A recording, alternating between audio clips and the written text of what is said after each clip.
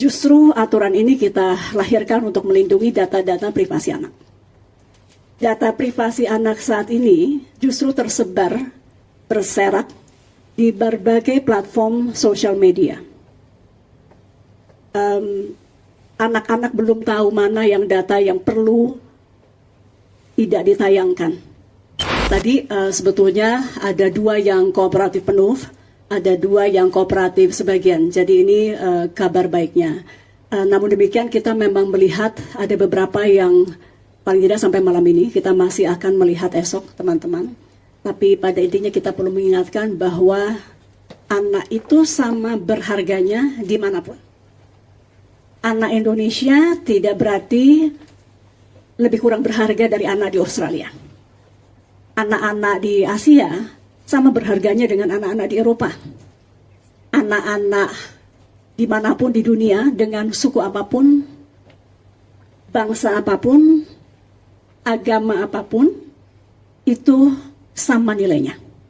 Karena itu kami meminta platform untuk memberlakukan juga prinsip anak yang juga dipegang penuh, yaitu universalitas dan juga non-diskriminatif.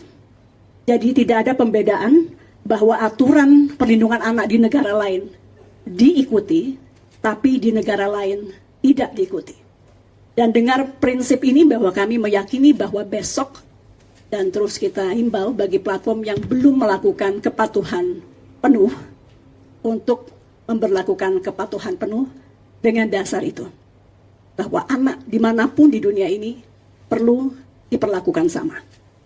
Karena nilainya sama berharganya. Baik itu PP 17 tahun 2025, kemudian Permen yang kita keluarkan di awal Maret, kemudian Kepmen. Jadi kita mengikuti aturan yang ada di dalam hukum-hukum yang tadi kami sebutkan.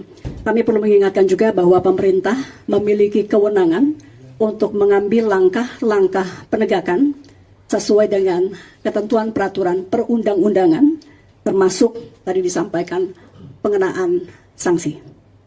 Tentu kita sekali lagi meyakini bahwa para platform tetap akan melakukan kepatuhannya dan kita akan tunggu besok. Cukup ya? Satu lagi, ulangi kembali bahwa pemerintah memiliki kewenangan untuk mengambil langkah-langkah penegakan atas aturan perundang-undangan yang telah dikeluarkan oleh pemerintah Republik Indonesia. Dan bahwa entitas bisnis apapun yang beroperasi di Indonesia wajib mematuhinya. Demikian ya teman-teman, terima kasih. Kalau untuk data privasi saya bisa tambahkan sedikit. Justru aturan ini kita lahirkan untuk melindungi data-data privasi anak. Data privasi anak saat ini justru tersebar, berserak di berbagai platform sosial media. Anak-anak belum tahu mana yang data yang perlu tidak ditayangkan. Kita juga menduga dari banyak studi dan juga kasus-kasus hukum di negara lain bahwa data-data anak juga dieksploitasi untuk kepentingan monetisasi. Jadi kalau bicara data-data anak, justru aturan ini untuk mengatur dan melindungi data anak yang saat ini sudah amat sangat tersebar marak. Bahkan kami sudah menyatakan bahwa ada pernyataan jangan-jangan sosmed lebih mengenal anak dari orang tua karena datanya begitu berserak di sosial media. Demikian teman-teman ya, terima kasih. Tunas ini adalah mandat kedaulatan digital yang telah ditetapkan melalui PP ditandatangani oleh Bapak Presiden Prabowo tepat 1 tahun yang lalu. Pemerintah telah memberikan masa transisi yang cukup yaitu selama 1 tahun penuh sejak 28 Maret 2025 bagi para penyelenggara sistem elektronik PSE untuk melakukan pembenahan.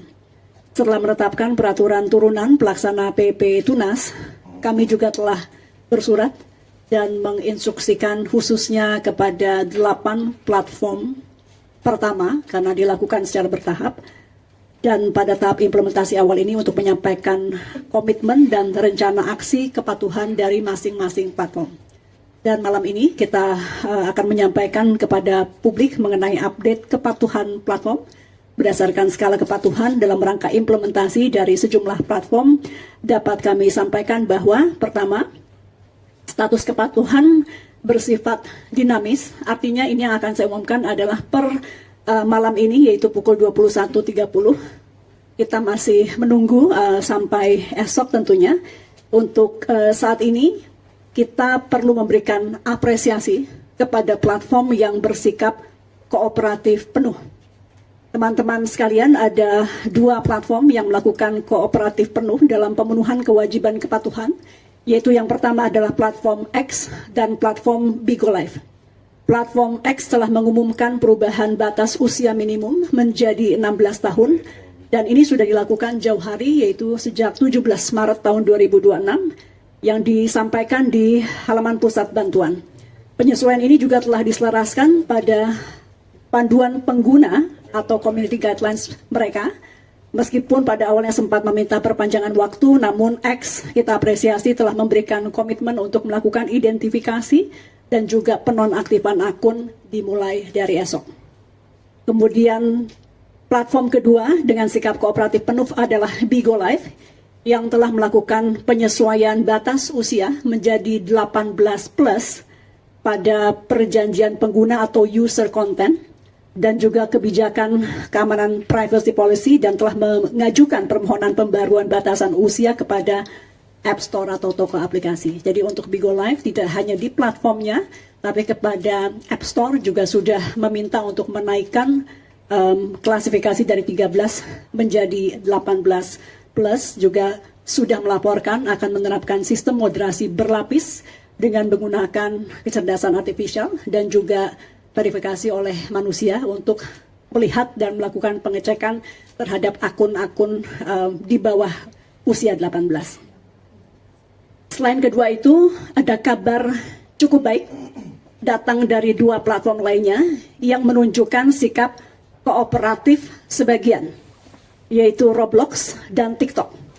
Kepada keduanya, kami tetap meminta untuk segera melengkapi kepatuhan agar dapat dilakukan secara menyeluruh.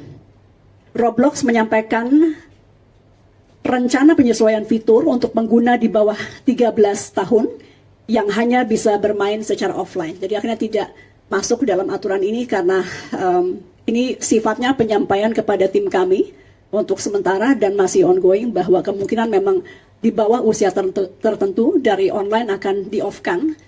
Artinya ya itu juga penyesuaian yang kita berikan apresiasi. Sementara TikTok telah memberikan komitmen untuk melakukan penonaktifan akun pengguna di bawah 16 tahun secara bertahap. Esok mereka akan mengumumkan peta jalan operasional untuk pengguna usia 14-15. Jadi tadi kita sampaikan kepatuhannya kooperatif sebagian, artinya arahnya sudah menuju ke sana, hanya meminta perpanjangan atau sedikit waktu tambahan. Dan ini yang memang kita juga minta agar segera melengkapi kepatuhannya. Teman-teman sekalian, dengan demikian pemerintah menginstruksikan semua platform digital yang berbisnis di Indonesia untuk segera menyelaraskan produk, fitur, dan layanan sesuai dengan peraturan yang berlaku. Kami kembali tegaskan bahwa tidak ada kompromi dalam hal kepatuhan dan bahwa setiap entitas bisnis yang beroperasi di Indonesia wajib mematuhi hukum yang juga berlaku